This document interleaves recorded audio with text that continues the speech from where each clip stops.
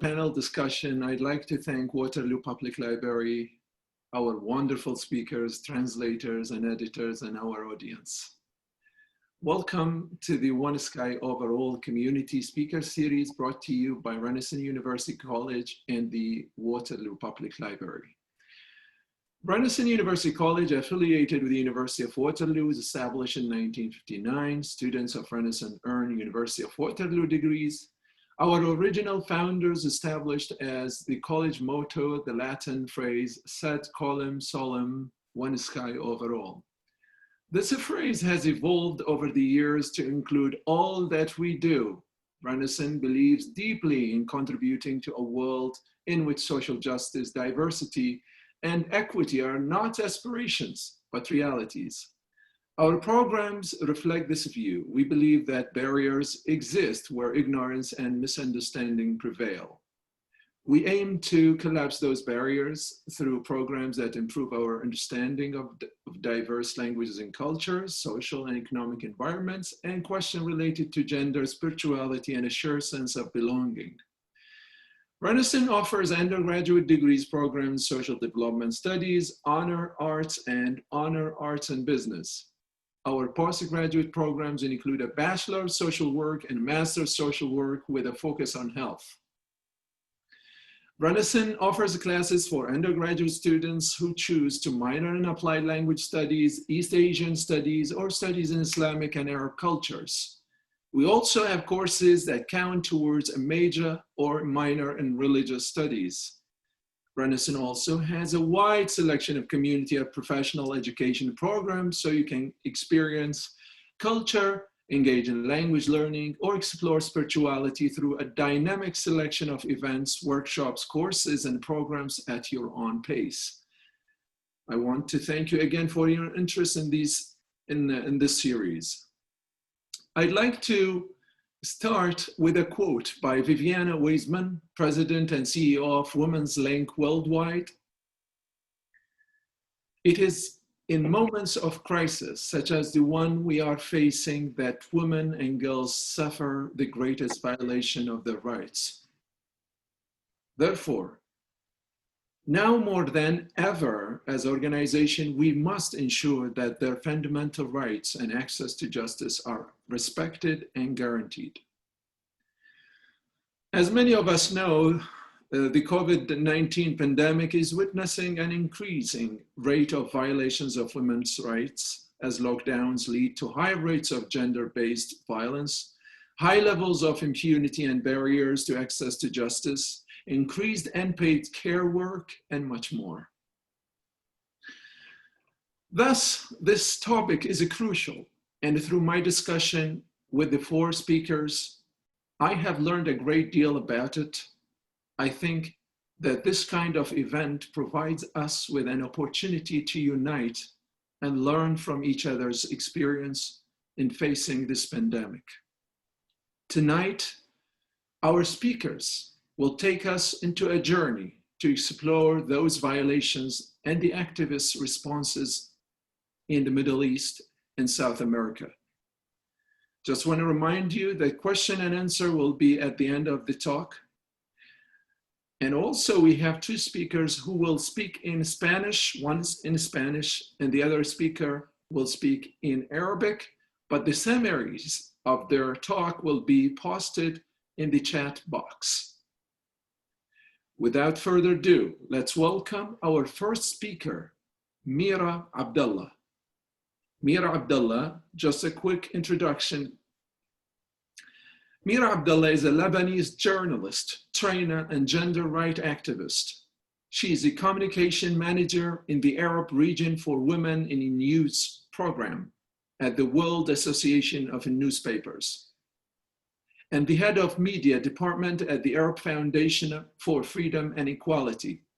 She's a member of the Online Harassment Advisory Board of the International Women Media Foundation. So now I'd like to introduce Mira. Mira, please, tafadali. Hello, everybody, and thank you for joining us this evening.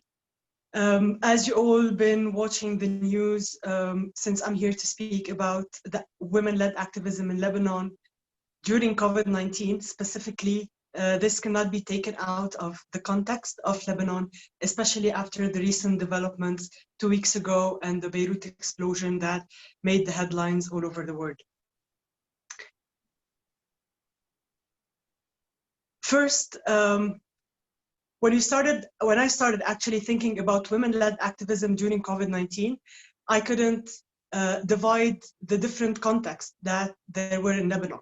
Only in the past few months, so we're talking starting mid-2019, there were 4 major events in Lebanon that are all interrelated, beginning with the economic crisis that happened in Lebanon, the inflation, and then after it, the revolution that started on October 17. After this, the pandemic hit all the world. This is one of the historic events that we are sharing with the whole world. And then very recently, the Beirut blast. So if you want to start, first of all, chronologically by the economic crisis and the October Revolution, women were able to break so many stereotypes during this time. So when we saw the political landscape during a political uprising, we started seeing a lot of women-led protests. Women were actually creating human chains to avoid violence. We saw a lot of politicians talking about the economy, about politics, etc., who are women. And suddenly, this was very normal to see in Lebanon. Lebanon is a country in the Middle East that is a patriarchal society, and women in politics are not fairly represented. And this happened at the same time, if I want to take it a little bit out of Lebanon, during the uprisings in Sudan and Algeria that are recent as well, we've seen the role of women being a lot bigger during protests especially. If we want to talk practically about the activism and about many activities that were being organized, we saw a lot of involvement of women in the political scene and then in the relief work as well. So during the economic crisis, there was a lot of relief work. Women took a very big part of all the activities that were happening. And then there was a very important issue that was raised during protests, that was sexual harassment. A lot of discussions happened around sexual harassment, and what was interesting in the Lebanese revolution is that for once the revolution was not only political, it was social as well. So we've seen a lot of objection against stereotypes, against how women are being treated, and against a lot of political discourse that was happening for years and years in Lebanon, and it started to be changed by women who actually took the initiative to open discussions about anything that is related to women in politics, and the women representation in society in general. So, and then when the government resigned, we saw a lot of pushing forward for women names in the new government. And this actually happened. We've seen for the first time 6 women ministers in the new government. And then another very interesting discussion happened. That was when a woman minister was being attacked. When it was not political, it was only because of her gender, that created a lot of discussion and a lot of raising awareness campaigns to actually direct the objection or the political opinions towards the political decision of the minister instead of her gender. And this was very interesting in breaking a lot of stereotypes. All the protests and all the uprising stopped when the pandemic, the COVID-19 pandemic hit Lebanon. So as the rest of the world, we had the lockdown, we couldn't organize any protest anymore. Women were stuck at home. Many of them were stuck with their abuser, either parents or husbands. So here we saw how the activism shifted from the offline world to the online world. The sexual harassment talks continued, but now they became about online harassment and how bad online harassment is and then we moved to bullying against women, and we saw a lot of campaigns targeting the mental health consequences of online harassment and online bullying. So this discussion continued and didn't stop during COVID-19, and then we saw a lot of interest, especially the campaigns were led by women about domestic violence. We saw a lot of women doing the mapping of the number of domestic victims. We can't call them survivors. We couldn't call them survivors at that point, and a lot of people offered help, and they started sort of assistance to women who were subject to domestic violence. Also, we saw in Lebanon, and I'm sure in different parts of the world as well, a special focus on women who work and who have children as well. So usually, we all know any mother who who works at an office has this time for her without the demands of her children and her family. And we saw especially that the stereotypes and the patriarchal society in the Middle East and in Lebanon too, women are those responsible of raising children, of cooking, of doing house chores, even though they work outside of the house. So when they were locked at home because of the pandemic, this created a very high level of stress for women because their families were very demanding and they expected them to be available at any moment. Most of them couldn't work. And here we saw a lot of campaigns also being launched at organizations, at companies, to actually allow women to work less hours, fewer hours, or to assist them or to give them more allowances for someone to take care of the children, etc. So this was something very interesting in focusing especially on women with children who found themselves having to work from home with a very demanding family. And then I also want to mention that the online harassment issue went on a very big scale in the Middle East, and especially I want to mention the example of Egypt, because very recently, a month and a half ago, similar to Me Too campaign was very big in Egypt, and it started and it became like a snowball. It had the snowball effect, and until now, a lot of people in Egypt are talking about harassment and online harassment, which is very interesting because up to very recently, sexual harassment in Egypt was a taboo. And then to move from the COVID-19 to the very traumatic event that happened 2 weeks ago in Lebanon, to give a very quick brief. 2 weeks ago, 2,700 of ammonium nitrate exploded at the Beirut port, killing nearly 220 people, injuring 7,000 and leaving more than 300,000 people homeless.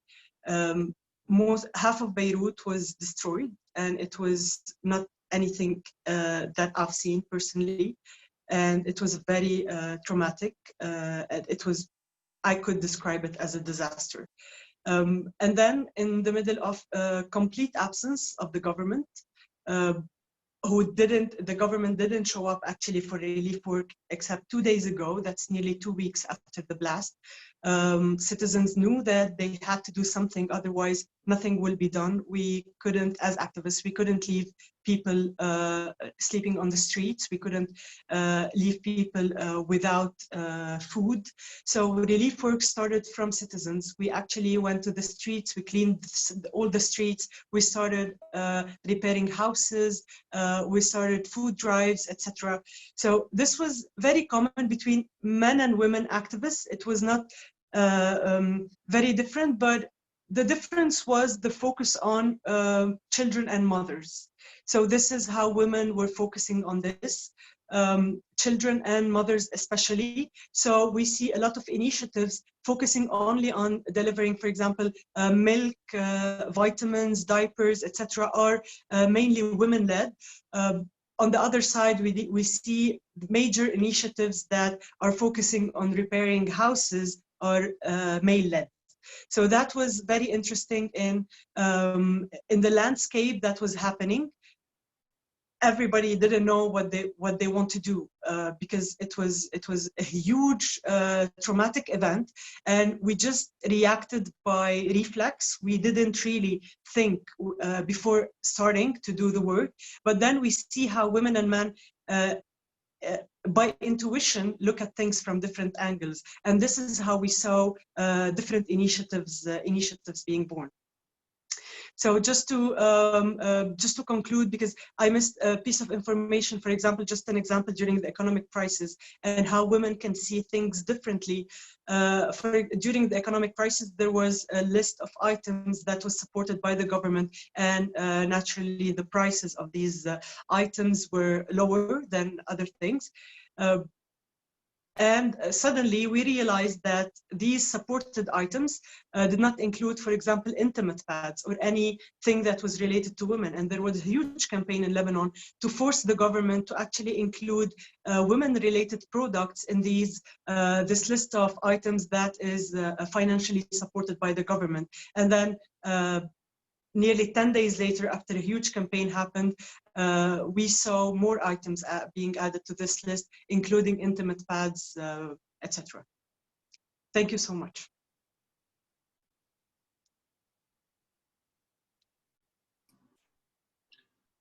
Mira, thank you so much for your presentation. It was really informative and insightful, and I'm sure the audience will have questions for you. Now, we move to Ilham, the second speaker for tonight, Ilham Zubaidi. So from Lebanon and Egypt, we are going to see what's going on in Iraq. Ilham Zubaidi, Iraqi visual artist, poet, and activist. She is the director of Lotus Cultural Women League in Iraq. She works in journalism, education, and the arts. Her work includes coverage of women's issues, violence against women and children, and the problems of widows and orphans in Iraq. Ilham, تفضلي. Go ahead. مرحبا أعزائي أصدقائي في كل مكان. سعيدة بالتحدث معكم بقدر ما حزينة عن ما سأتحدث به. من العراق أرض بابل وسومر، من بلاد الرافدين كما يحلو لنا أن نسميه، وبلد البترول والحروب كما يحلو لباقي دول العالم أن يسميه. أحدثكم اليوم عن بلدي وشعبه الذي طاحن الحروب والأزمات الاقتصادية والأمراض والحصار الاقتصادي والقرارات الدولية والإرهاب والتهجير منذ سنوات. لذا دعوني أخبركم أن الأزمات ليس بالغريبة ولا الطارئة علينا. كثير من الأمور التي عانى منها شعوب العالم في زمن جائحة كورونا، COVID-19، من قلق نفسي، من خوف، تعايش مع واقع غير طبيعي، والبقاء بالمنزل، فقدان الأحبة بغمضة عين، ليس بالغريب ولا الجديد عن بلدي ولا عن شعبي. كل تلك الخسائر المالية وفقدان العمل وسبل العيش ليس بالجديد علينا. كل الحرمان الذي طال الأطفال من لعب بالمنتزهات تحت أشعة الشمس وعدم الذهاب إلى المدرسة ليس بالجديد علينا. عدم لقاء الأصدقاء والأقارب أيضا ليس بالجديد، فالحروب كالوباء تقطع الطرق للوصول للأحبة. كل الهواجس التي راودتكم بأنه ربما لم تعد تلتقوا أحبتكم مجددا، أما لفقدانكم إياهم أو لموتكم قبلهم أو موتهم بدون أن تلتقون وما تلتقون من جديد، هذا أيضا مو جديد علينا، ليس بالجديد علينا. حتى الحرمان من مرافقة الجثامين الموتى لمثواها الأخير ليس بالجديد علينا، فكثير من الأجساد الأحبة تناثرت مع قسوة الانفجارات وتمزقت بعضها بوحشية الشظايا، ولم تترك لنا أثر حتى ندفنهم. وحتى مراقبة نشرات الأخبار لمعرفة من أين مرت خطى الموت اليوم ليس بالجديد. الجديد الوحيد هو أنه العالم شاركنا ما كنا نعانيه منذ سنوات، وإن كان بشكل متقطع أحيانا ولأسباب مختلفة. الجديد أننا لم نعد نتحسر على الحياة بكل ما فيها من بهجة والتي كنا نرقبها في باقي بلدان العالم. الجديد أيضا أننا اكتشفنا أن هذا الفيروس الغير مرئي أظهر لنا زيف بعض الشعوب كونهم أيقونة لحقوق الإنسان واحترام النساء في دول كنا نعتقد أنها تضمن الأكثرية المثالية من أبنائها، ولن أقول شعوب مثالية فأنا لست بهذه السذاجة التي تحمل هذا الاعتقاد. ها هو كوفيد-19 يكشر عن أنيابه فيظهر لنا العنف بالعديد من الشعوب دول حول العالم كما في بلدي، والذي عانت به النساء من العنف لأسباب عديدة ولسنوات طويلة. ليس الآن نحن بصددها رغم أنها تحتاج إلى مؤتمر خاص بها، حيث يقع على عاتقها حصة الأسد من الأعمال المنزلية والرعاية لكل أفراد العائلة وإدارة شؤونها وتدبير أمرها في الأوقات الصعبة، بحيث تراءى للمراقب أن الأزمات في العالم تقع بسبب النساء وعليهن معالجة الموقف. إنه شعور يراودني وأنا أرقب ما يقع على عاتق السيدات في كل أزمة.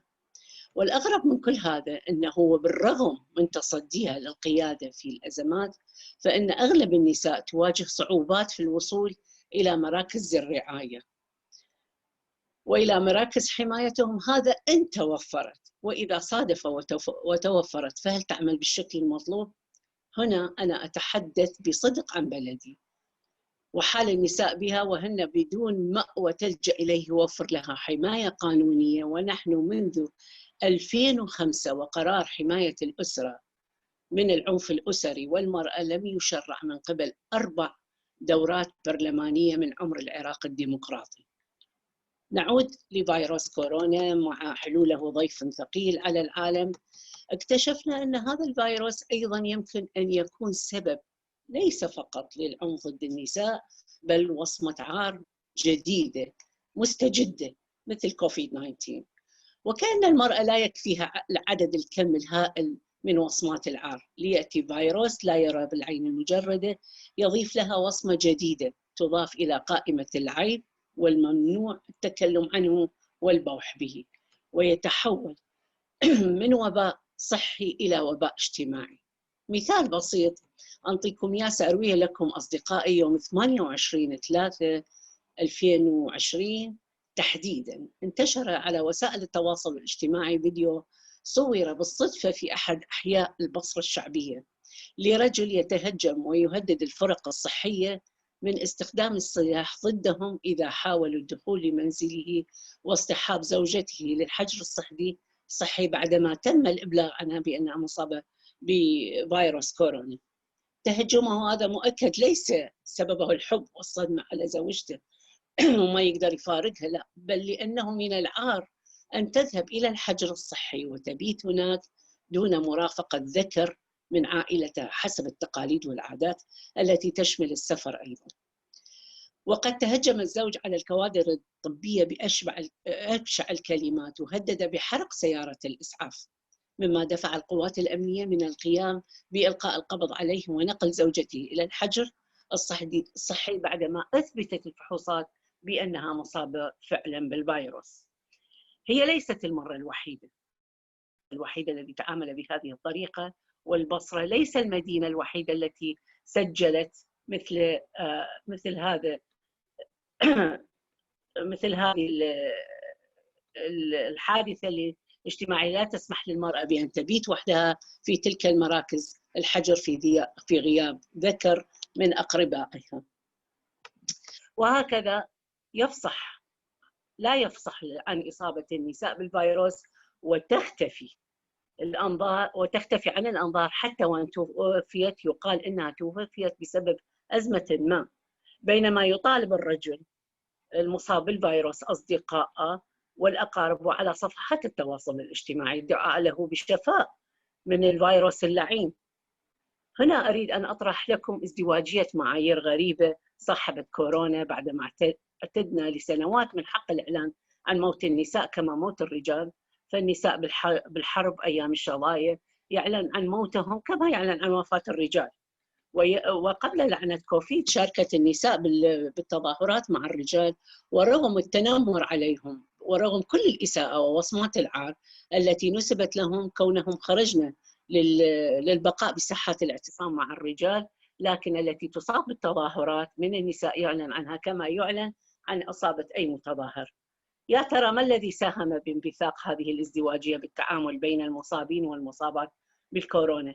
إنه الحجر الصحي. صون الحجر الصحي الذي تذهب إليه النساء لوحدهن، ولأن ساحات الاعتصام من الممكن أن يكون الأخ الأب الزوج وياها بكونه متظاهر أيضا، فهذا يخفف عن الوطأة العار.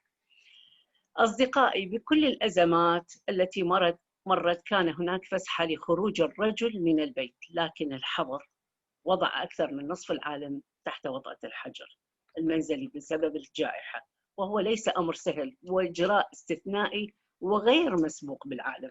وقد سجل العالم مثل باقي بلدان العالم وبمختلف مدنيه الكثير من حالات العنف الأسري التي وصلت إلى حرق الزوجة أو قتل الزوجة والأطفال بسبب نوبات يأس وعصبية تجتاح الرجال بعدما فقد عمله أو تعرضه للوسواس القهري للإصابة بالمرض. وأنا أكتب كلمتي هذه، سجلت شرطة في أحد المدن العراقية إصابة سيدة شق بأنفها إلى نصفين بسبب عضة قوية من زوجها لأن طلب منها تبديل أنبوبة غاز الطباخ، سبب أقل من تافه يؤدي إلى تشويه كبير بوجه امرأة، وظهرت صورتها على وسائل التواصل الاجتماعي.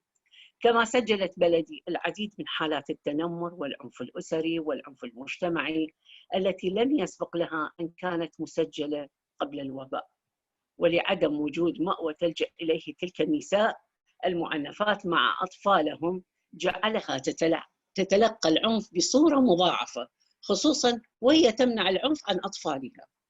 أصدقائي، كل تلك المعاناة لم تكن بعيدة عن قلم الكاتبة، الباحثة، الشاعرة، الصحفية، ولا بعيدة عن ريشة الفنانة والممثلة والمخرجة المسرحية، ولا على من تحمل الكاميرا لتوثيق كل تلك القصص، ولا على انشغالات الناشطة المدنية والعاملات بالمنظمات المجتمع المدني، ولا بعيدة عن المدونات، ولا عن من تعمل من أجل مقارعة العنف والعادات والتقاليد التي تحول كل حدث وكأنه يتحول إلى وصمة عار على النساء، وأن تمنح الآخر حق ممارسة العنف ضدهم.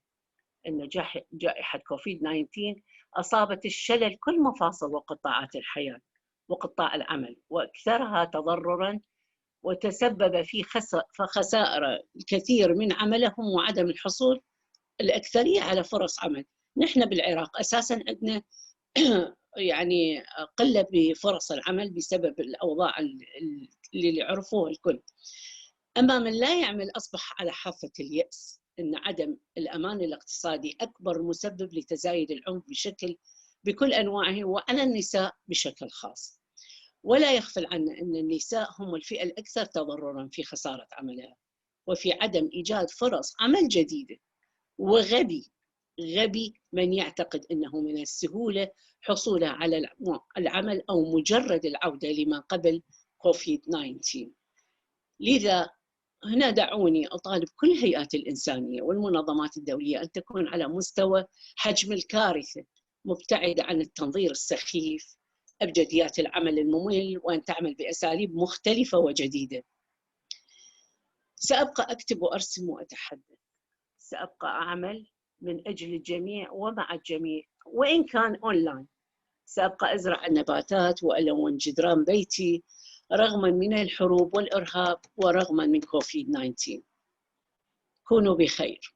أضيف لكم البارحة تم الاعتداء على مصورة إعلامية مراسلة قناة الحرة لتغطية، يعني انضربت راجدي لتغطية فالنساء حتى اللي تشتغل تعاني أكثر. والبارحة أيضا ناشطة تعرضت إلى محاولة اغتيال في البصرة.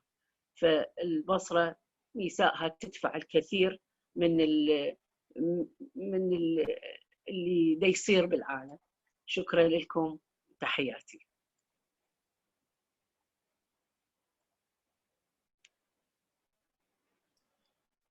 Ilham, shukran jazilan. Thank you so much, Ilham. It was really painful for me to listen to you talking about my country, Iraq, and all these problems facing women and children and all of the atrocities, the violations against women and activists as well. I just want to apologize for the delay in posting the translation. But as you can see on the chat box, you can see the translation, the rest of the translation of Ilham's talk. Ilham also added that in addition to her talk, she added that until recently means, I mean, yesterday, there was one of the women activists and also a woman journalist were attacked and they are fine, but she's just giving us examples of how the challenges of women working in Iraq. And as you can see later, there are a lot of similarities between what is happening in Lebanon, Egypt, and Iraq. So thank you very much, Ilham. Shukran laki. Now we are moving from the Middle East, min al-Watan al-Arabi, from the Arab world, to South America, in particular to Argentina, with our speaker.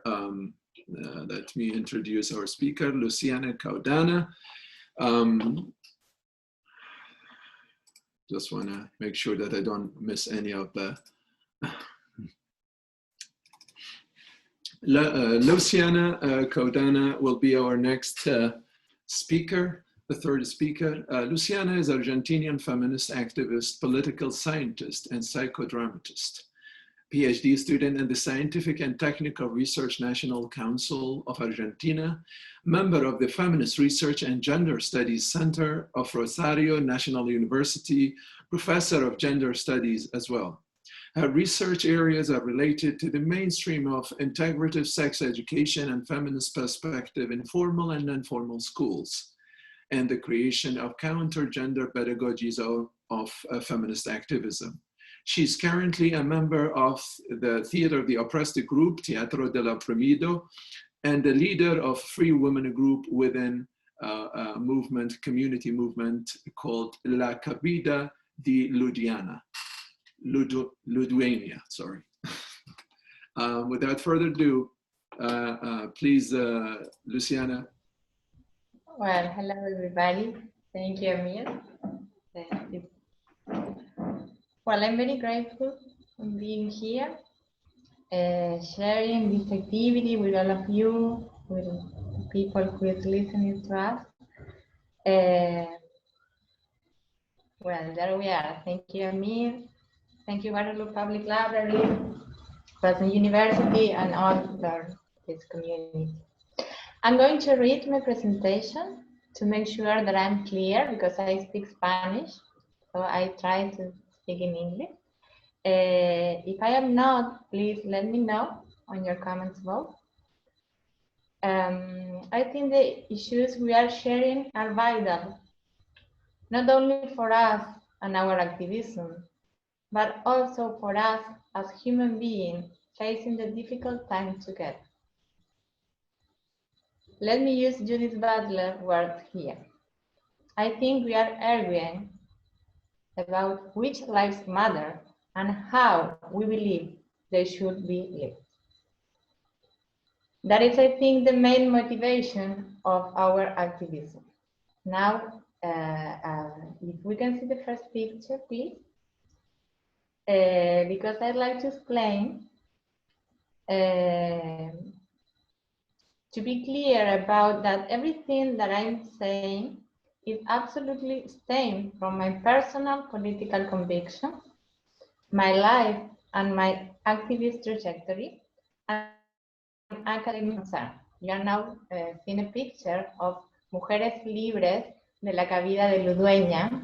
La Dueña is it's a poor neighborhood here in Rosario in Argentina. These are my partners, and everything I'm going to say, I can't think about it because of these women, okay? From an epistemic point of view, I don't believe the claims of objectivity and universality of androcentric scientific canon, and I deeply criticize its effect on our ways of generating discourses and understanding our world. That's why I hope the conversation environment could generate, enrich, and nurture our perspectives and actions. I'm going to speak about some main ideas, but in general, because we have a little time. So then you can ask if you are interested in it. Well, if you can pass for the second picture, please. In my opinion, Latin American challenges posed by COVID-19 cannot be understood if we don't share our own recent history of activism, its main characteristics, and the general structures of our government in Southern Congo. It is also necessary for me to distinguish between women activism and feminist activism. Both have different challenges facing COVID-19.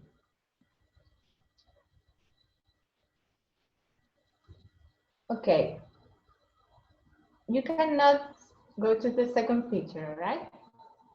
It's okay, I continue.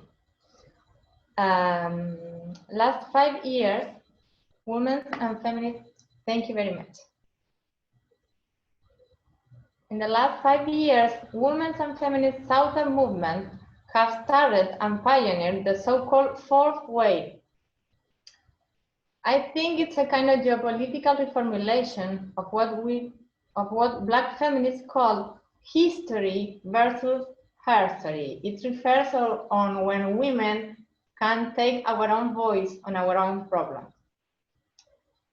The combination of a series of events allowed the view and activism from the South to hegemonize the ways of understanding our own history and consequently our present and the short and medium-term challenges that a movement we face. In 2015, after Kiara Baez's cruel femicide, she was a 14-year-old girl who was born here, Rosario, the city where I live, where I'm talking now. Well, after Kiara femicide, we, the movement, could not tolerate anymore any violation against women. The patriarchal violence, which is another pandemic here. We say that there's a pandemic before COVID, which is patriarchal violence. Year plus year increases the number of victims by thousands perpetrated by the state regime, mass media, and their relatives. Around this tragic event, historical local activists articulated within the commitment of social communication and academics. This confluence gave rise to the Ni Una Menos, which means not a woman less, and it brought with it an aesthetic, communicational, and generational renewal of our activism. And which is particularly important to me in this instance, it began a leading role of the South in the agenda and slogan in other region activism, included in your developed North. It is the first historical time for us, since feminism has existed as such, that third world activism demands have affected the global agenda. The main catalysts of this process were Ni Una Menos, not woman less, and international women's strikes. What you are watching now are different ways of expressing Ni Una Menos in different countries. Not only in Argentina, but in Peru, in Chile. There you have very important actors like Penelope Cruz, in Italy, including in the Arabian world, okay? Both movements, maybe if you can pass to the other picture, please. both movements have been occurring all over the world and twice a year then. Both, an international articulation around them, thank you, had their origin in our Southern feminists. When I speak about the South, I'm speaking not only about Latin America, but also Arabian world too, okay?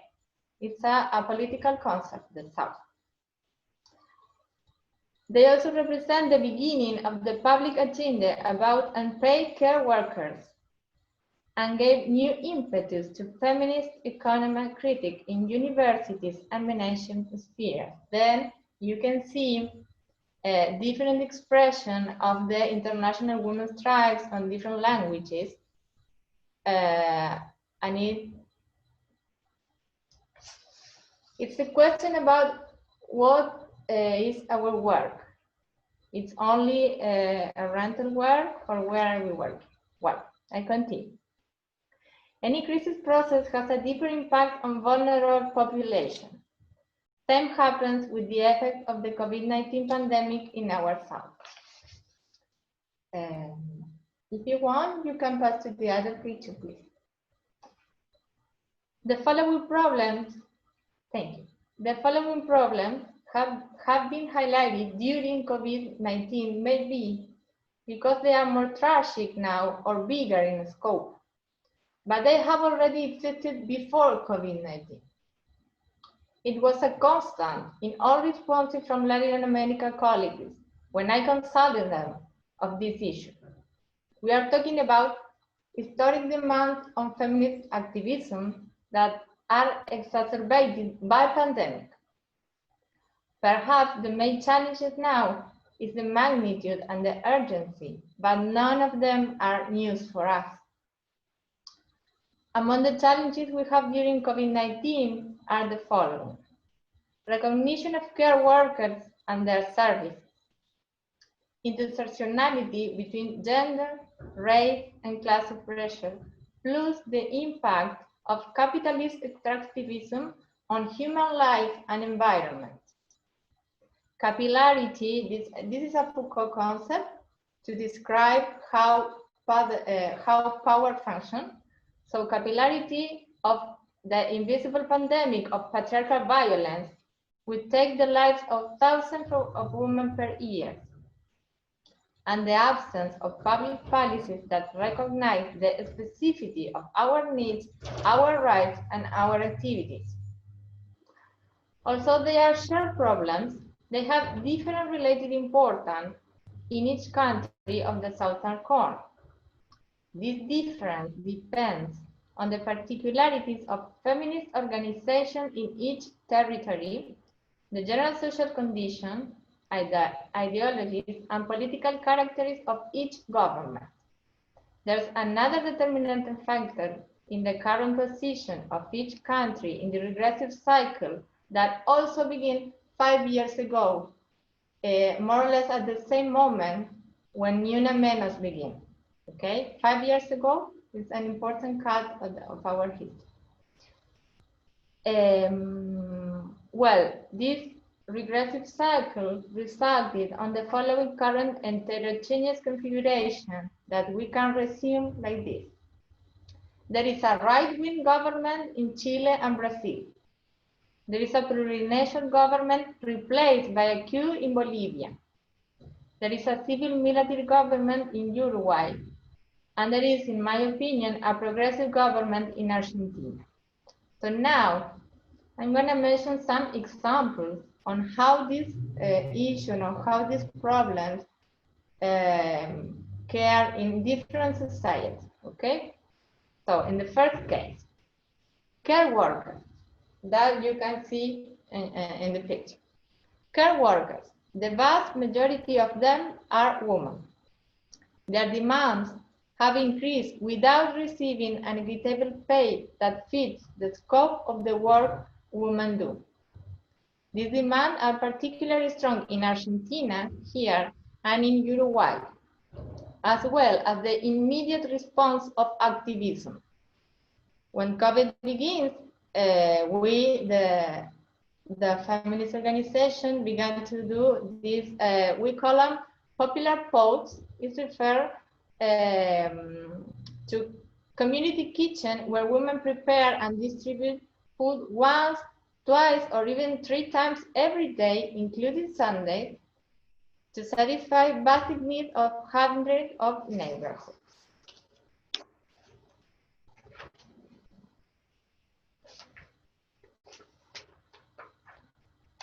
There is a second problem, which my colleague talked about it. Women who suffer gender violence are forced to stay at home with their perpetrators. A third problem, the wage gap increases in women's pay, resulting in deep income inequality, material poverty, and time poverty, because while COVID, we work every day with no relax, every weekend, every Sunday we are working. There's another problem about sex workers who have no legal status here. These people lose their livelihood or are exposed to violation. And this problem gets worse with travesti people. You know, when we talk about travesti, we are talking about transgender identity, which is typical here in South America.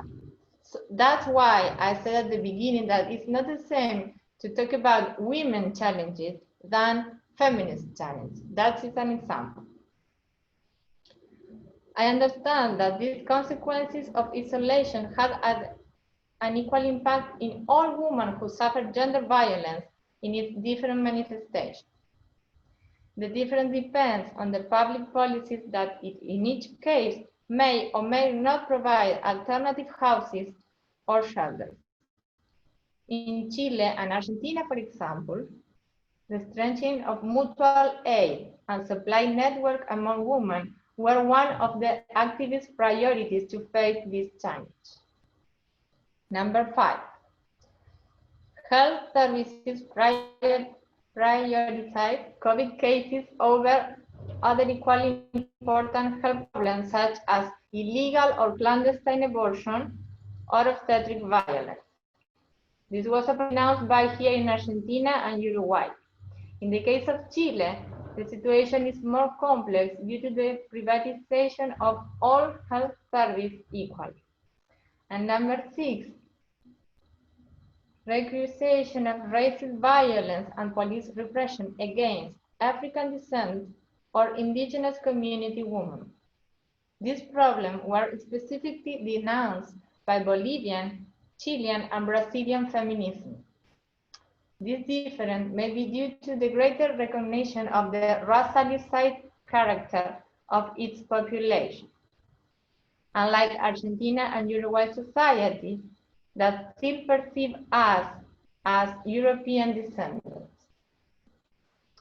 The degree on which each society recognizes themselves as descended from racialized people has a direct impact on how feminism constructs their demands. When you listen to Maria Claudia, you will understand this point about feminismo villero and what that it means. So, some final words. If you can pass to the last picture, please. During preventive and compulsory social isolation, Latin American feminist movements, lose their main tool of struggle born in the heat of the 2015 fight, the capacity for massive street mobilization, our effervescence, the shocking display of mass public performance, the redoubled cry of violent bodies turned into a crowd. We are forced now to reinvent our strategy, which does not seem to generate greater results than a merely symbolic representation in progressive government at the region. This context makes it imperative to revitalize the political imagination.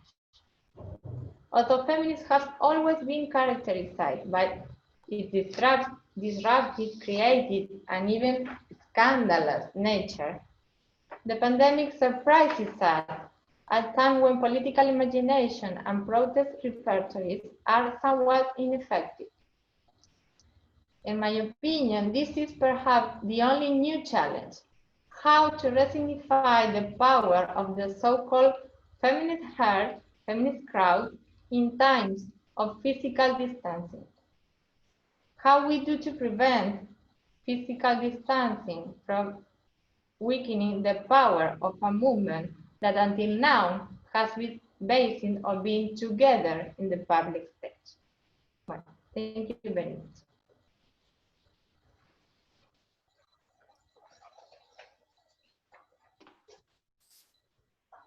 Muchas gracias, Luciana. Muchas gracias. Thank you very much, Luciana. It was really insightful to learn about the challenges of feminist movements, Latin America and in Argentina in particular, and the examples, some of the examples and of the challenges I already posted from the presentation by Luciana, just in case you missed them. I just put part of her presentation, and of course, if you want more information, you can ask Luciana directly to get her presentation. She would be happy to share with you, as she told me. Thank you very much again. I would like to introduce our final speaker for today, Maria Claudia Albornoz, and I just want to grab the, yes. So Maria Claudia Albornoz, Argentinian feminist activist and social psychologist. She works as a community worker at El Centro de Salud de Barrio Chalet.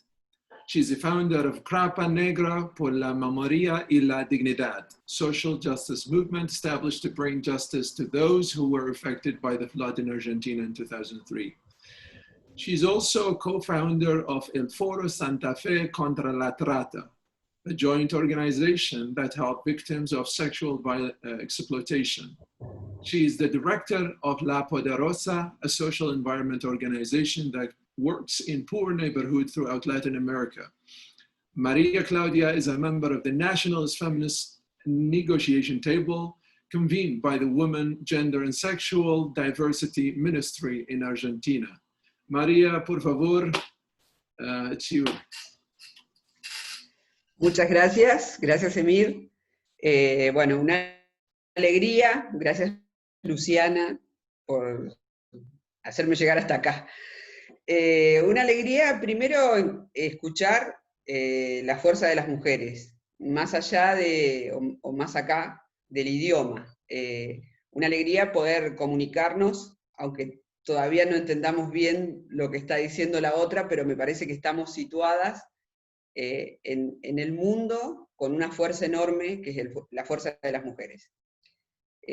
Como decía Emir, yo formo parte de un movimiento social aquí en la Argentina, que se llama La Poderosa. Soy parte del feminismo villero de La Poderosa, un feminismo que viene hace un tiempo ya reclamando la voz pública para discutir lo que le pasa a las mujeres en las barriadas empobrecidas, a las más pobres. Venimos caminando ya hace mucho tiempo en estos barrios de la Argentina y también de Latinoamérica. Tenemos 114 asambleas que vienen organizándose desde hace 16 años. La primera asamblea nace en Buenos Aires, en una villa que se llama Zabaleta, y de ahí esa primera semilla empieza a florecer y empieza entonces a recorrer un camino que tiene que ver con exigir aquellas políticas públicas necesarias para una gran parte de la población argentina y latinoamericana. Exigir aquellas cosas que son fundamentales para vivir. Y en esta pandemia, con este COVID, lo que viene a hacer es desnudar con más crudeza todo aquello que nos faltaba. que nos faltaba hace mucho tiempo y que tiene que ver con las políticas que se van ejecutando con los diferentes gobiernos de nuestro país y de los países latinoamericanos, que tiene que ver con exigir la igualdad, que tiene que ver con exigir los derechos básicos para poder vivir. Este feminismo, que viene caminando cada vez con más fuerza, lo que viene a plantear es que, por ejemplo, nuestro movimiento social, La Poderosa, tiene casi un 80% de mujeres que lo constituye, que le da la fuerza necesaria como para seguir. Porque las mujeres, en esto de organizarnos, sabemos mucho, ¿no? Como fui tratando de entender lo que decían las compañeras, y Luciana me iba compartiendo qué iban diciendo, tenemos muchísimo conocimiento en la organización, en la solidaridad, en la sororidad, en poder juntarnos y pensar y planear diferentes estrategias para sobrevivir nosotras y aquellas personas que amamos, que tiene que ver con nuestra familia, que no es solamente una familia, la de un hogar, sino que es la familia del barrio. Y así es como fuimos caminando en esta exigencia a los diferentes gobiernos, al Estado, para poder lograr lo necesario para sobrevivir. Pero hoy ya no queremos sobrevivir, sino queremos vivir dignamente, y es por eso que empezamos a caminar todo el entramado latinoamericano en función de poder levantar cada vez más fuerte la voz. Tenemos una gran herramienta para que nuestra voz se escuche en el espacio político y público, que es La Garganta Poderosa, una revista villera que muestra lo que pasa en nuestros barrios, lo que le pasa a nuestras mujeres, lo que le pasa a nuestras masculinidades, cómo sufrimos la exclusión, y esta Garganta Poderosa es la que nos permitió que esa voz pública tome cada vez más fuerza, y así es que podemos llegar hasta el Ministerio de las Mujeres, que recién fue creado en la Argentina al principio de este año. No existía un Ministerio de las Mujeres en la Argentina, y ahí podemos entonces tener una voz que se escuche cada vez más fuerte para que puedan claramente entender lo que le pasa a algunos sectores, sobre todo a los sectores que nosotras representamos en este feminismo villero. Teníamos muchos problemas antes de la pandemia, teníamos problemas muy graves, porque había 8 millones de personas que comían en comedores populares, que no tenían para comer en sus casas. Esas 8 millones de personas hoy se traducen en 11 millones de personas, o sea, 3 millones más tuvieron que tener asistencia alimentaria en el medio de esta crisis sanitaria y social.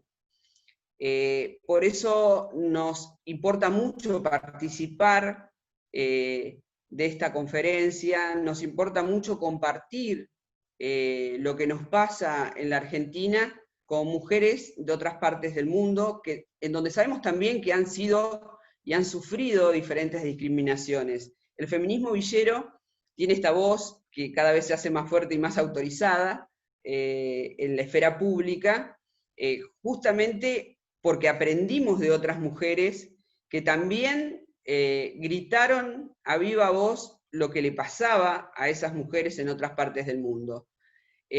Fuimos aprendiendo con mucho dolor. Con mucho dolor aprendimos a decir que, por ejemplo, las mujeres que trabajan en los comedores populares son mujeres esenciales, que tenemos que ser reconocidas en función de un salario, porque si trabajamos para dar de comer a 11 millones de personas, obviamente necesitamos que ese reconocimiento de estas esenciales sea fundamental. Es fundamental reconocer el trabajo de las mujeres, el trabajo de cuidado, y si hay algo que ha aprendido la Poderosa es a cuidar, ¿no? Como movimiento social hemos aprendido a cuidar a cuidar la casa, a cuidar el hogar, a cuidar el barrio, a cuidar lo necesario para seguir caminando y seguir gritando y empezar de una buena vez a recibir lo que necesitamos, ¿no? Lo que necesitamos para vivir. Esta pandemia lo que trajo y lo que mostró claramente en esta desigualdad es que, por ejemplo, muchas personas no comen porque no tienen trabajo, porque vivimos en las villas, porque hay políticas que hacen que personas tengan que ir a vivir a lugares que no elegimos vivir en estos lugares. Después los amamos, los reivindicamos, pero en realidad es la misma exclusión dentro de las políticas que nos llevan a estos márgenes. Desde esos márgenes empezamos a decir y empezamos a plantear que necesitamos que nuestros derechos sobre la alimentación, sobre el trabajo, sobre la educación, se cumplan. Lo que se vio en estos últimos meses es algo muy serio y muy grave, que es que nuestros niños y niñas no llegan a la escuela, no llegan a tener todos los contenidos de la escuela, porque obviamente no tenemos conectividad. El problema de la conectividad se ha vuelto algo más doloroso todavía, ¿no? Porque hemos peleado por la alimentación, hemos peleado por tener luz, por tener agua, y ahora tenemos que pelear por la conectividad para nuestras niñas y niños y adolescentes, porque si no, otra vez se quedan afuera de otra cosa que es la educación. Y es como una trampa, porque te quedás afuera de la educación y te quedás afuera del mundo hoy. Nuestras pibas y pibes, si otra vez pierden este tren, si pierden esta oportunidad de poder formarse, de poder tener la educación como tiene cualquier niño y niña, como derecho, obviamente se van a quedar nuevamente afuera de un montón de cosas que tienen que ver con el trabajo, que tienen que ver de nuevo con la trampa, ¿no? Trabajo, alimentación, vivienda. Bueno, por eso estamos exigiendo hoy fuertemente que nuestras barriadas logren esta conectividad. Y lo decimos como movimiento social y podemos hacer un montón de cosas porque en realidad nosotras nos paramos fuertemente en la comunidad. La comunidad organizada es la que consigue muchas veces lo que no nos da el gobierno, o lo que no nos da el Estado. Aprendimos, si nos organizamos, obviamente nos salvamos entre todas. Y también generamos dispositivos para las mujeres, que son las casas de las disidencias, de las mujeres y las disidencias sexuales.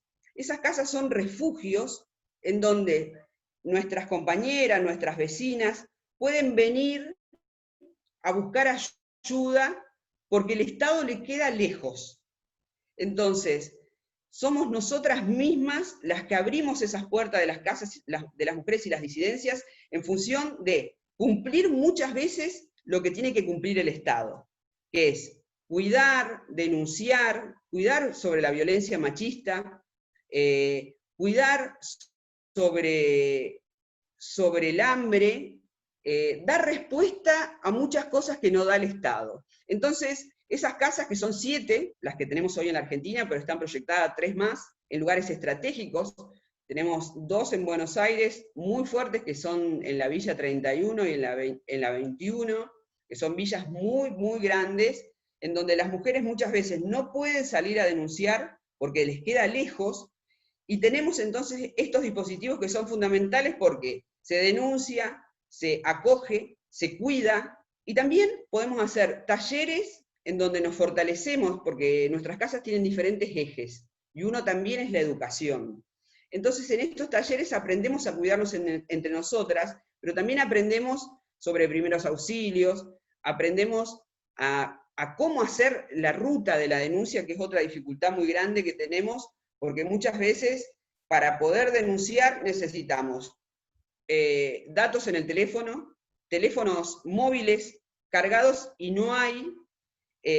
Así que es fundamental estos lugares que son refugios, como les decía, donde también aprendemos de los saberes de otras compañeras en el compartir. Son lugares realmente muy, pero muy necesarios en las barriadas, en los barrios empobrecidos, porque realmente, si no, quedaríamos muy solas o muy aisladas. Así que esto lo aprendimos, es como, yo les diría, estos refugios, estas casas de las mujeres, son en definitiva los lugares que nos salvan la vida. Tenemos una experiencia enorme en Santiago del Estero, una de nuestras casas en el barrio El Bosco. El Bosco no tiene nada. El Bosco es un lugar, uno de los barrios más pobres que yo he visto en mi país. Y esa casa ha salvado muchísimas mujeres y ha generado una organización en el barrio que ha permitido, por ejemplo, que llegue la luz, ha permitido que llegue la escuela, ha permitido que llegue una plaza en donde las niñas y los niños puedan jugar.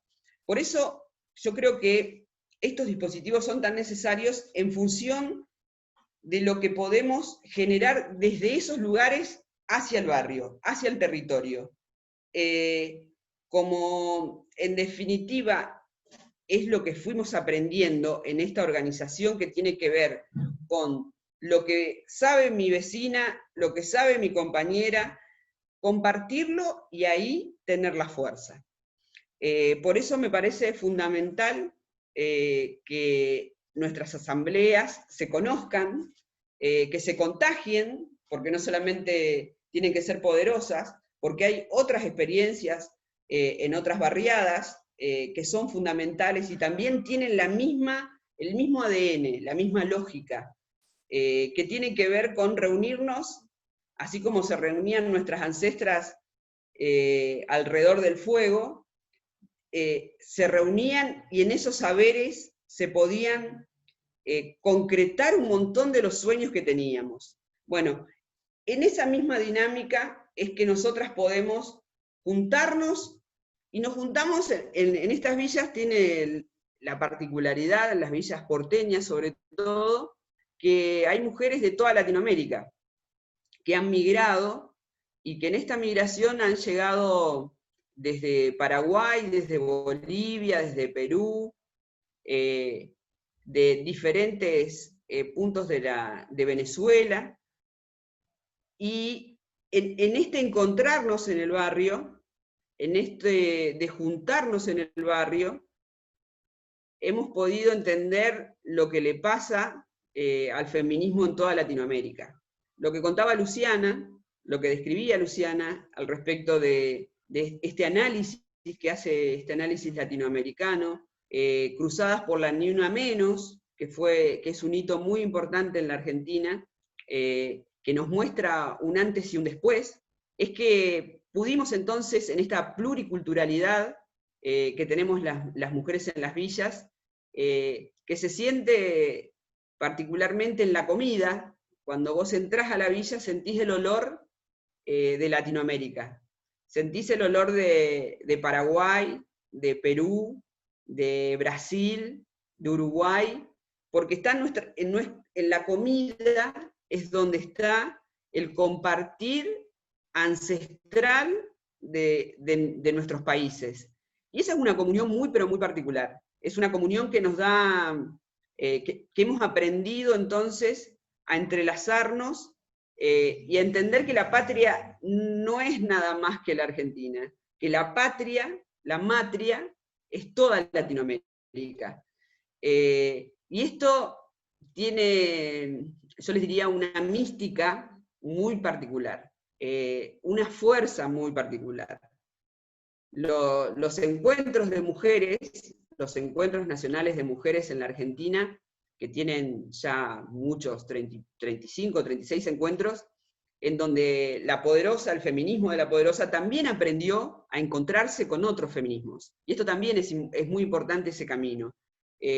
Los otros feminismos, porque feminismo somos muchos, hay muchos feminismos, tienen como diferentes bases, muy respetables todas, pero muy necesarios que se puedan dialogar, que podamos dialogar con los otros feminismos. Entonces está el feminismo académico, que nos ha enseñado un montón, está el feminismo europeo, del que también tenemos que despegarnos, Y está el feminismo latinoamericano, que tiene mucha potencia de los pueblos originarios, de nuestras ancestras. Por eso creo que este caminar entrelazado, este caminar que tiene que ver con el aprendizaje múltiple, este caminar que tiene que ver mucho con la pluriculturalidad, nos da la fuerza para seguir adelante y para pelearle al patriarcado o al heteropatriarcado todo lo que le tenemos que pelear. Bueno, esta es la fuerza de las mujeres. Hasta ahí, muchas gracias.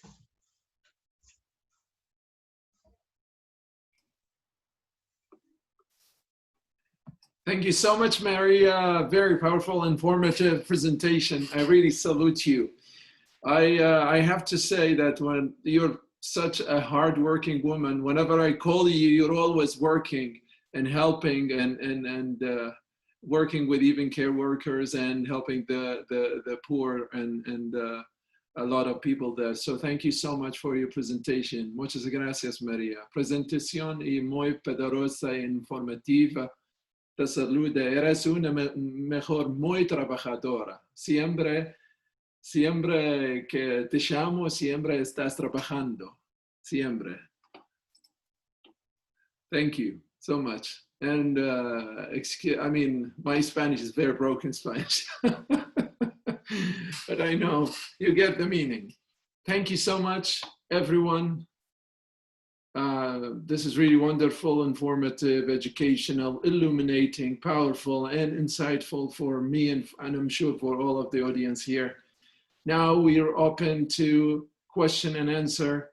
And I think we have a box for Q&A. As you can see, you can type your question and answer. And I just want to remind you that if you question to Maria, then Luciana will translate and I'll help as well. And if you question to Ilham, I will translate that and answer as well. So feel free to write your question in the box.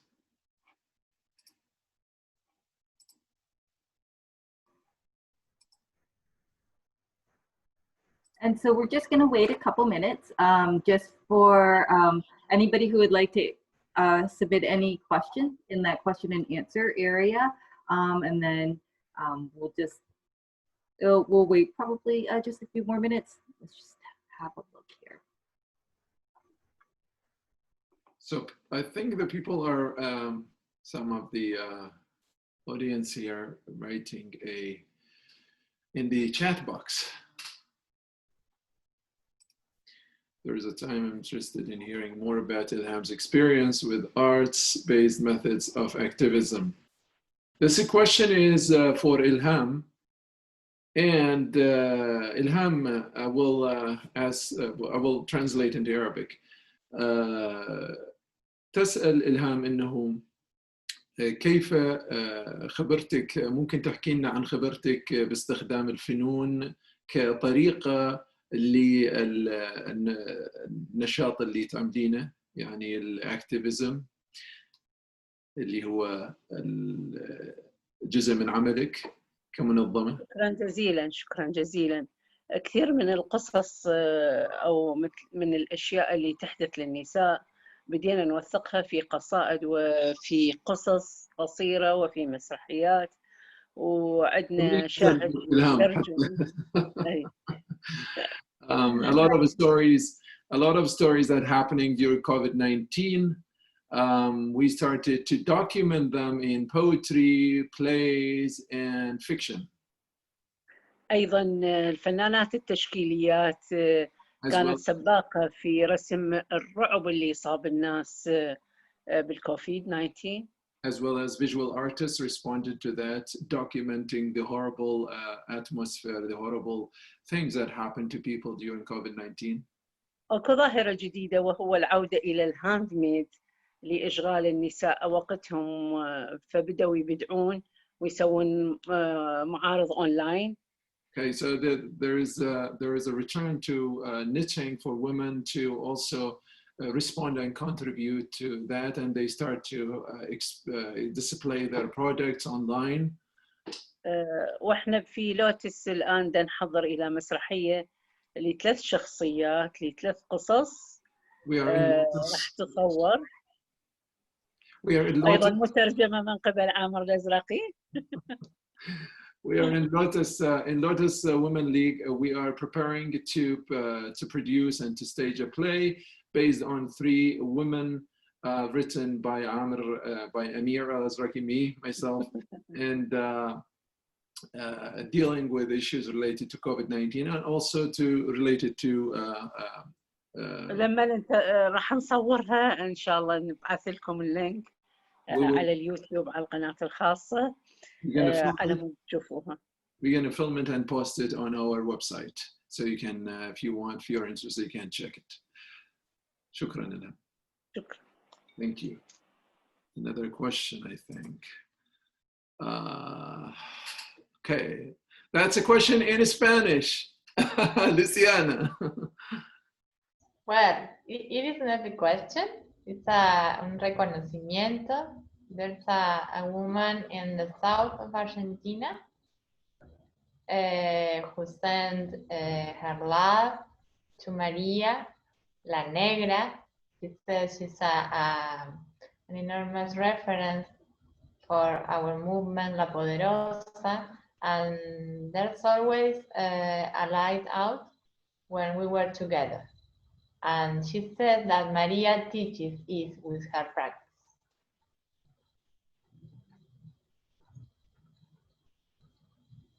Okay. All right, thank you, Luciana. Just to reiterate what Luciana said, and according to Google, from Patagonia, Argentina, we send a powerful hug to our comrade Maria La Negra, greater defendant of our front, and thank you. That's from Argentina. Excellent. Thank you, Luciana. Any other questions? We have a question here from Ghade. Not a question, actually. So if you can, panelists, if you can look at what Ghade said, I would like to thank all of you all for the amazing session. And my question is, sorry, there is a question. My question is how we can cooperate to strengthen the woman's status when she confronts the violence. Do you want Luciana to translate this, or do you want me to translate it? Okay. So,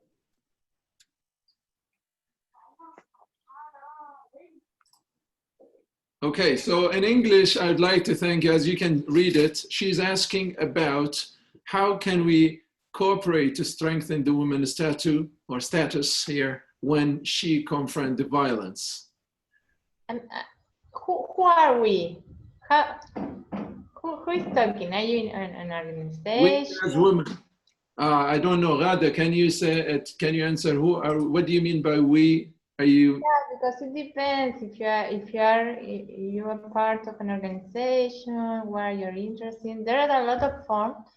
You can cooperate. You can be part of the feminist movement As activists. Yeah. Okay. So can we, Luciana, can you translate that? I will translate it to Arabic and you translate to Spanish to Maria. Okay. By audio or you or a live? No, you go ahead. Translate it to Maria. Okay. Negra. Lo que nos están preguntando es cómo puede una mujer que es activista, que está en Canadá, supongo, cómo puede colaborar para fortalecer a las mujeres que están en situación de violencia.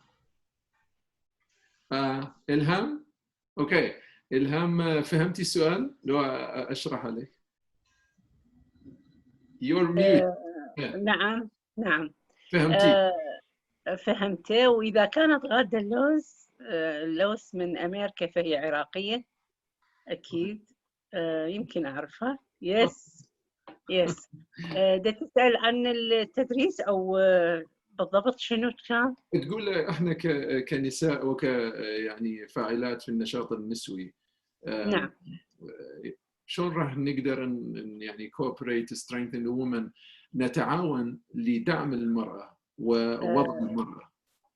طبعا احييها استاذ غاده لانه من الاوائل بالبصره اللي كانت عندها منظمه تعمل على تدريب النساء والاطفال، منظمه الكرمه الانسانيه، لها يعني باع طويل بالعمل بالبصره. شلون نقدر نعاون النساء من خلال دعم المنظمات الدوليه، لانه المنظمات العراقيه هنا تشتغل بالارض والميدان لكن بدون اجنحه. نحتاج الى الدعم، تكثيف الدعم وتغيير الاسلوب. يعني انا ذكرت بالكلمه مالتي انه خلينا نطلع من النمطيه اللي اعتادينا عليها بالعمل. العفو، خاف تريد الترجم. نعم. First of all, thank you, Ghade, for your questions. I'm trying to summarize what Ilham's saying here. Is she's saying that one of the ways is to support us through international organizations, because local organization, we are here, local organization working, activist organization working here without wings. It means that we can't do a lot unless there is like international support coming through different sides as well. Ilham, شنو قلتي آخر شيء؟ من 2003 لحد الآن نحن نعمل في نمطية معينة في تنظيم المنظمات. From 2003 until now, we are still working the same way, with a lot of bureaucracy and traditional way of dealing with issues in Iraq. تغير الحياة وتغير المشاكل وبعد COVID-19 ما ممكن نبقى على نفس طريقة العمل، لأن ما راح نوصل إلى تحقيق ما تريد المرأة. ما نقدر نقدم لها المساعدة الفعلية، راح نكون كذابين. After COVID-19, all the changes that happen, we cannot stick to the same traditional method of dealing with issues in our society, because we will not be able to provide women and help our women there. Shukran, Ilham. Anyone from the panel want to answer? Luciana. I agree with Ilham, of course. I think it's a problem who has a lot of phases. Okay, you can help in there's a lot of work to do. So I'd like to add, not to discuss, to add another dimension, which is related with human relationships.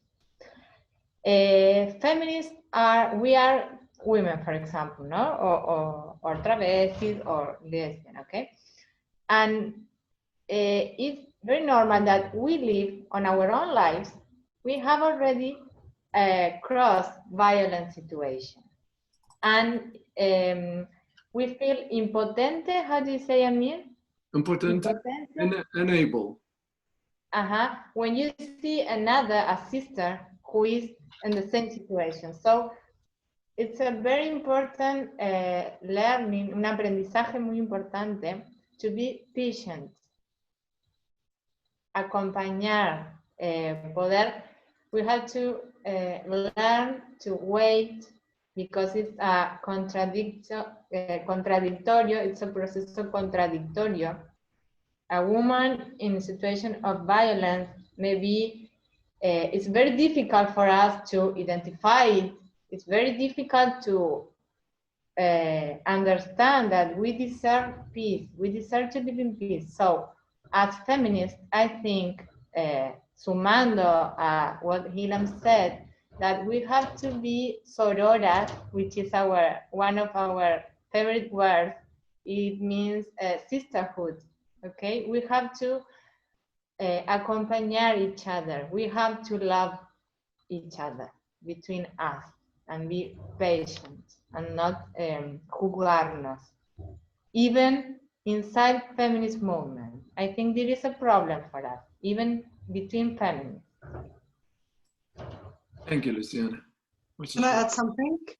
Yes, تفضلي Mira. Thank you, Luciana and Elham, for saying this. But I think maybe I'm thinking a little bit on the longer term. When we meet one woman who's subject to violence, we try to help one woman. But when we pressure the parliament, especially in the Middle East, to empower and to vote for a legal system that actually protects women, we're actually empowering women with legal texts. And to pressure, as activists, we have a very important role to pressure governments and pressure the parliament to for law enforcement, because a lot of women that we don't know, and a lot of women that are subject to violence, and we might never meet, and they might never be protected.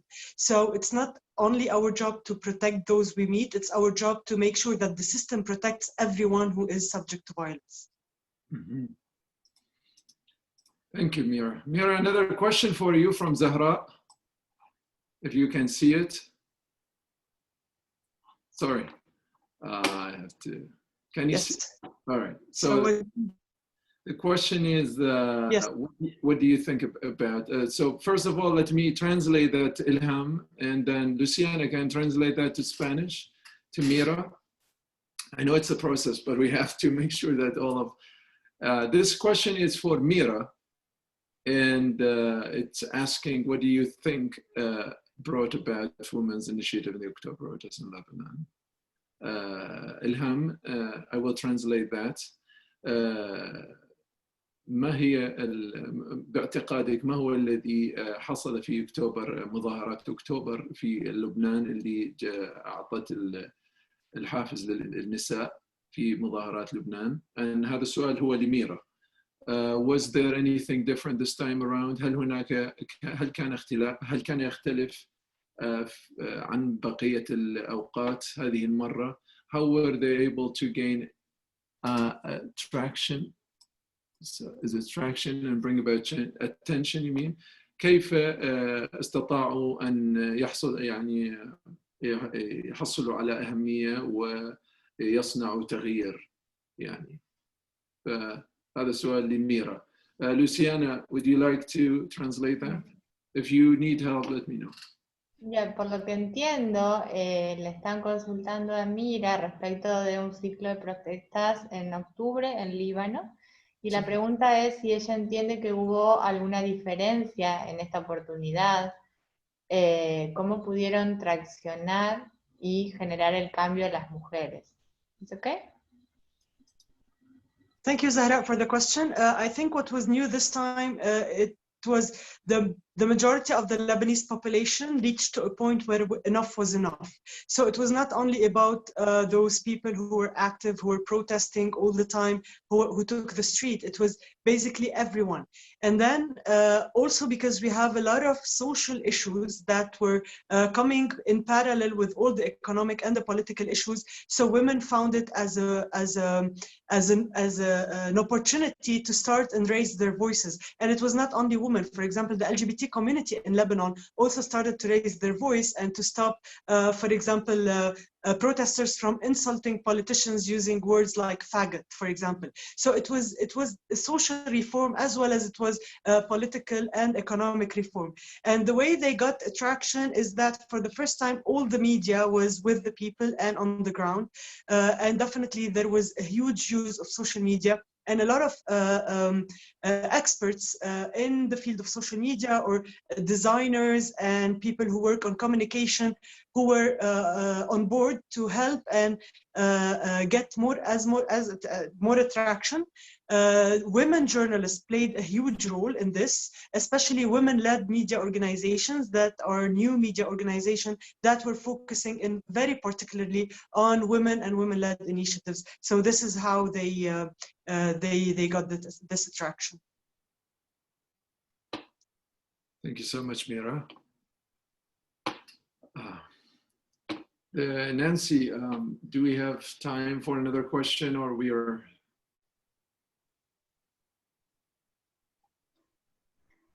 Hi, so if anybody else has any more questions, we do have a little time, but I will also let everyone know that you'll be receiving an email with some contact information for all of our panelists tonight.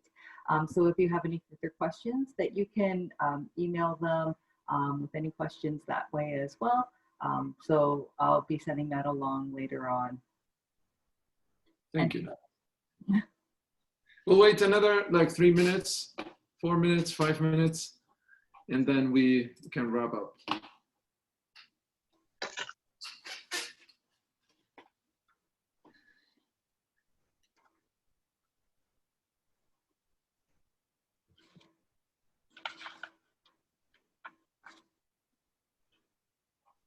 Okay.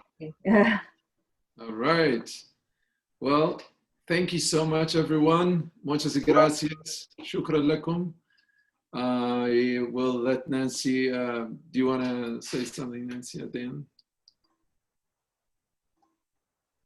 Hi, everybody. I would like to thank Renison College for coming out and sharing with us. That was really enlightening and empowering. And to thank our panelists and Amir for coming out. It's I don't know if some of you guys realize this, but it is very, very late for some of our panelists. When we first came in at 7 o'clock, it was already 2 o'clock in the morning in some areas because they are from all over the world. And so thank you guys for coming and sharing with us. That was fantastic. One thing that I would like to share as well, thank you to Renison for coming out and being part of this partnership with us. But I do want to share that we do have another lecture in the series that is coming up on September 22nd. It is called The Getaway Families, and it's about non-residential host family program that connects international students with local families. And so that one should be fantastic. Look for that one, September 22nd, WPL.ca for any of our other programs as well. And I'm just going to hand it over to Amir, and he can help take us out. Thank you, Nancy. Thank you, everyone. I just want to say, I am speechless about this. I really learned a lot, and I hope that because we recorded the conversation, we recorded the panel discussion, we can post it maybe on YouTube, and for people to learn about this very crucial topic. And in the last few weeks, we've been talking, and the challenges of language and translation and all of that, because I'm not fluent in Spanish, Luciana not fluent in English, but we and Maria and Ilham, and of course we're lucky to have Mira with us, as she speaks English fluently. But it was really a lot of challenges that we didn't share. But what is important to us was to share with you the experience of our wonderful speakers who really, very knowledgeable about the theory, the practice. They are activists in the street. They are helping our people there in the Middle East. I do really hope that the audience will connect with them. Their information will be available. Please connect with them if you have any question. And also, I do hope that the conversation between our panelists continue between the Middle East, Latin America, and hopefully in North America as well. Shukran lakum, thank you so much. Muchas gracias, buenas noches, and of course, good morning to the people who live in the Arab world. Shukran lakum, have a good night, Canada. Shukran. Shukran, ma assalam. Goodbye. Good night. Thank you. Bye-bye. Bye. Gracias. Bye-bye. Bye, everybody.